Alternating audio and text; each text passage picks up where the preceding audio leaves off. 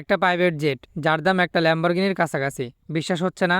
এই ছোট্ট বিমান এখন বদলে দিচ্ছে পুরো এভিয়েশন ইন্ডাস্ট্রির। এর নাম কিউরিয়াস ভার্সন SF-15, বিশ্বের সবচেয়ে ছোট এবং তুলনামূলক সস্তা জেট বিমান।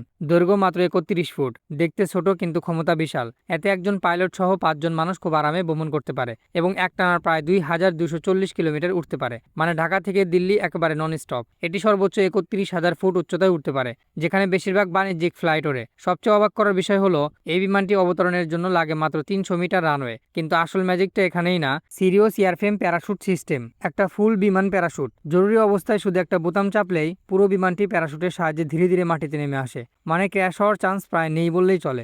এমনকি পাইলট যদি অজ্ঞান হয়ে যায় তবুও সমস্যা নেই, কারণ এতে রয়েছে অটো ল্যান্ডিং সিস্টেম, যা নিজেই নিকটস্থ এয়ারপোর্ট খুঁজে নিরাপদে অবতরণ করে। এখন প্রশ্ন হলো, এত কিছু থাকার পরে এর দাম কত?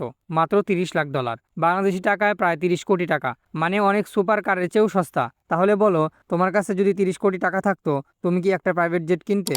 আর এমন ইন্টারেস্টিং ভিডিও পেতে সাবস্ক্রাইব করতে ভুলবে না।